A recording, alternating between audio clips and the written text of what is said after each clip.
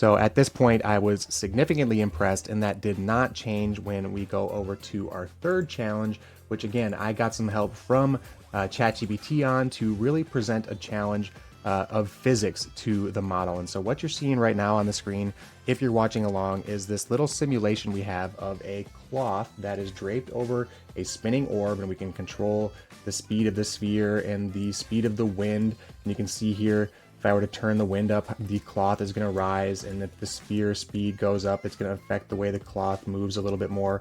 I can click on this cloth and drag it, and you see it very dynamically move, and you can see it kind of drape across the sphere. And again, this was all done in a matter of minutes right here within this browser, something that is typically been somewhat challenging, being done really, really quite easily and really, really quite quickly by Claude for Opus. And again, I did not even iterate on this. This was basically a one-shot. You can again imagine how much better you could get it by bringing this over into Cursor, by bringing it to an actual developer.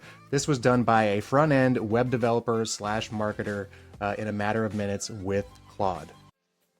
Welcome to the AI Marketing Navigator, where we simplify AI marketing to keep you ahead of the curve. Brought to you by Digital Pop, delivering AI marketing automation so your small business thrives. Here's your host, Alex Carlson. What is up, everybody? Welcome to another episode of the AI Marketing Navigator. This is your daily compass in the ever-evolving world of AI marketing. Okay, navigators, we have an absolutely massive episode to record tonight, not in length, but in concept, because Anthropic, the company behind what has historically been our favorite model on the AI Marketing Navigator, and that is Claude, and the company who has basically been the sleeping giant for months now, as every other AI company and leader in the space has been dropping new models and features and tools what feels like daily. And meanwhile, Anthropic has been silently biding their time, but now we no longer have to wait, because as of today, we have access to two brand new Claude models, Claude for Opus and Claude for Sonnet. And these are being touted as incredibly capable coding models. So actually check out the X thread of Rowan Chang over at the rundown.ai. Really great rundown of all of the news coming from Claude. And I believe it's there in that X thread that he mentions that early testers were saying that this model could code for hours and hours at a time. And after we do a quick rundown of the model and its capabilities and the new features, we are going to do our best to put it through its paces. We gave it 3 separate challenges tonight for the Claude for Opus model. One was to just have it build a quick free web tool that could be used as a lead generator, something that we talk about so much here on the AI Marketing Navigator. And actually, we built a version of something that's currently on thedigitalpop.com, and that is an AI opportunity assessment tool, basically where any lead or prospect, in this case a marketer, a solo business owner, can take a short quiz or basically a survey to identify opportunities in either their business where their business could be enhanced or optimized with AI automation. In fact, if you are a marketer out there hearing this, wondering if there are any opportunities for you to take advantage of with AI, you can check out the simple AI opportunity assessment on thedigitalpop.com. We just did a version of that just to show you again how quickly and easily you can build a really nice web tool, something far nicer even than we created in a matter of minutes here, with some additional iteration, and something that, again, we have talked about doing multiple times here on the show. And then after that, we did another take on a challenge that we have been putting in front of these coding models before, where basically I asked them to build a dream interactive 3D web page for our AI Marketing Navigator website, where we kind of expand on the whole spacefarer, space explorer, space navigator theme that we have been rocking with.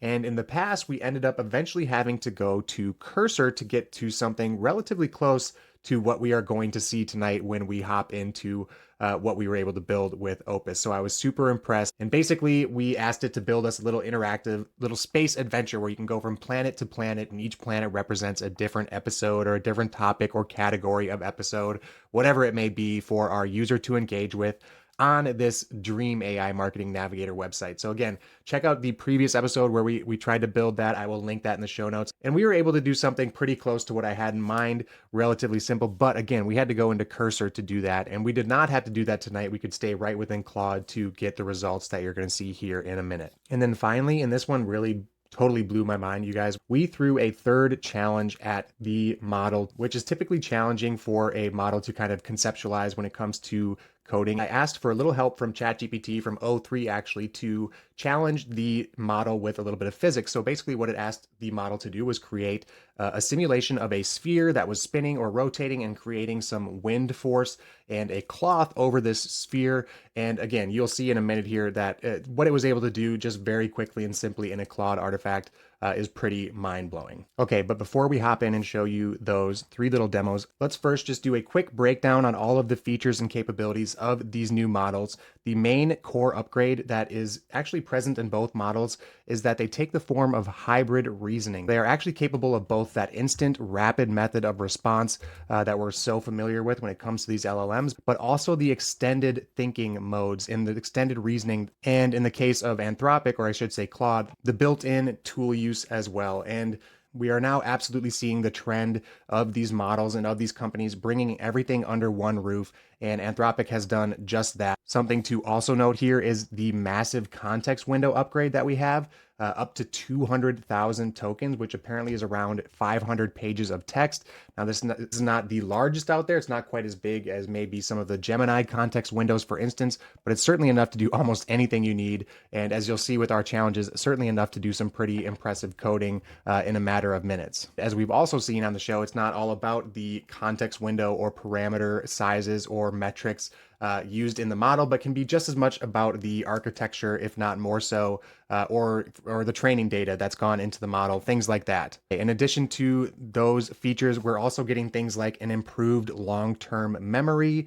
Developers out there, it sounds like there's a rash of new updates and new tools that are going to be available via the API, things like a files API, which is going to allow developers to give the model the ability to read and write files during a session, a code execution tool, an MCP connector, prompt caching. So that's a feature that's going to allow you to reuse prompts for up to an hour. When you're talking about prompts at scale or using hundreds, if not thousands of prompts for users in a tool where you have a large amount of users all using or sucking up your API, that can save you quite a bit of money very quickly. So these are just a few new features that developers can look forward to. And then, of course, as is to be expected, we have these new models setting all sorts of records on the benchmarks, the coding and reasoning benchmarks. Check out the links in the show notes, particularly the link from anthropic.com to see those comparisons. On the SWE bench, the software engineering bench, Opus scores 72.5 and Sonnet 72.7, both of them leading the field on that particular benchmark. Now, we did use Opus for our demos tonight just because it is the larger of the two models, and I wanted to see what the additional resources behind the model would result in. Of course, we ended up burning most of our limits up very quickly, and you'll see that in our demos here also. Now, despite the incredible performance of the model, there are some limitations. For instance, it's still not immune to hallucinations. Anthropic still recommends that you verify your results. Don't take it as the absolute source of truth. Technically, it also may lack knowledge after March of 2025. That's when the training for this technically cut off. Again, I'd be surprised if it wasn't somehow training consistently or at all times, especially with access to the internet and so on and so forth, but just something to be aware of.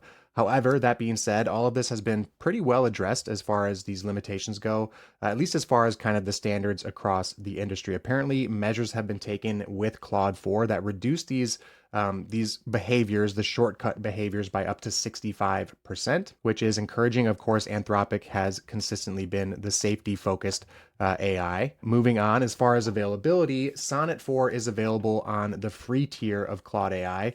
Of course, all paid tiers are going to have that as well. It is also available through the API and other services like Google's Vertex AI, AWS's Bedrock. Opus 4 is available to Claude Pro and Team and Enterprise users, also across the Bedrock and Vertex platforms. So you are going to need to pay to get access to Opus. Or you can just check out our episode here tonight where we tested it for you, and you don't have to worry about that unless you are so inclined. With that, let's go ahead and get into it. Okay, so the first one that we are looking at here, if you're watching along on video, you can see it on the screen right now, really isn't too much of a challenge for this model. This was something that could absolutely be done in the previous models. Basically, all of them could have handled something like this. Again, we did something quite a lot better using Lovable. But again, this is just for the purposes of demonstrating what I think everybody should be doing at this point, as if you're a digital marketer, something I think you should have been doing quite some time ago as far as trying to come up with some sort of relevant tool or assessment or quiz or survey or something that you can build for a lead gathering device for your prospects. And it's become so much easier with these AI coding tools. So that's what we've done here. If you're watching along, again, on the screen right now, you're seeing our little assessment that it cranked out, took minutes. Basically, it's going to take our user through what industry they're in. We'll just go ahead and fill it out here. The number of employees, the size of the organization, all of this relevant information that we would be able to utilize in our service offering to this particular prospect, their level of AI adoption, the business challenges that they're facing, things like that. And then once you identify all of these using your assessment, of course, it's going to collect the lead information. The full name, the business name, the email, all of this stuff for your lead generation. So again, nothing super mind-blowing here, but if you haven't done something like this with one of these tools, get the code from Claude. You don't have to even get four. You don't have to get anything paid. You can do it for free. Use that code in whatever sort of website builder, pass it on to your developer and get it implemented. Get a lead generation tool or some sort of feature like this implemented on your site if you haven't already. Now, I would probably go back and forth with Claude a little bit and improve this, make it a little nicer looking, a little fancier, although you certainly don't need it to be anything fancier than this. But I've actually hit my rate limits. I think I mentioned that already. Hit it pretty quickly with these 3 challenges here with Opus. I'm actually on the $20 per month pro tier of Claude, and there is a $100 per month, at least it starts at $100 per month, max tier that is available. So for now, we held off on upgrading to that, and we were able to get our demo or our quick little demos out for tonight's purposes. But I think you can see how quickly and easily you could improve on this iteratively with Claude. Okay, moving on, we were also able to get our little virtual space navigation built simply in our artifact here. Now, again, this is something that could definitely be improved upon, but I'm just super impressed at what I was able to do just right within the browser, right within this little interactive artifact with Claude. If you'll recall, in our previous episode, we had to go all the way over into Cursor. We did use Claude 3.7 in Cursor to accomplish our coding, and we were able to get something pretty close to what I was looking for, and it was pretty close to this, actually. Again, I would make a couple changes. There's some random kind of orbiting going on with our planets and our episodes, but again, the fact that this was done so quickly, a matter of minutes, right here within the artifact feature of Claude is a pretty clear demonstration, in my opinion, of the advances we've seen in this model. So at this point, I was significantly impressed, and that did not change when we go over to our third challenge, which again, I got some help from ChatGPT on to really present a challenge of physics to the model. And so what you're seeing right now on the screen, if you're watching along, is this little simulation we have of a cloth that is draped over a spinning orb, and we can control the speed of the sphere and the speed of the wind. And you can see here, if I were to turn the wind up, the cloth is going to rise, and if the sphere speed goes up, it's going to affect the way the cloth moves a little bit more. I can click on this cloth and drag it, and you see it very dynamically move, and you can see it kind of drape across the sphere. And again, this was all done in a matter of minutes right here within this browser, something that is typically been somewhat challenging, being done really, really quite easily and really, really quite quickly by Claude for Opus. And again, I did not even iterate on this. This was basically a one-shot. You can, again, imagine how much better you could get it by bringing this over into Cursor, by bringing it to an actual developer. This was done by a front-end web developer / marketer in a matter of minutes with Claude. So quite honestly, I don't think any of the coding hype around Claude 4 at this point is unwarranted, being that it is able to do things like this right within the Claude interface so quickly. Again, a very observable and significant improvement over the previous models. Okay, if you guys have had any chance to use Claude 4, if you've had a chance to do any coding with Claude, let me know. Show me what you've come up with. Let me know what you think of the model. As always, we are absolutely down to discuss and talk about anything AI at any time.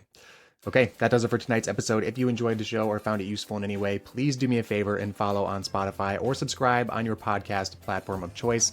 A review on top of that would be even more appreciated. It is by far the most helpful thing you could do for the show. Also, if you are watching on YouTube, make sure to hit that subscribe button and turn on all notifications so you get notified each time we drop an episode. Until then, and as always, thank you so much for joining me, and remember to stay curious, stay consistent, and keep navigating forward. Bye. Thanks for listening to the AI Marketing Navigator. Ready to simplify your own marketing automation? Digital Pop helps make it happen so your small business can scale your marketing fast. Learn more at thedigitalpop.com.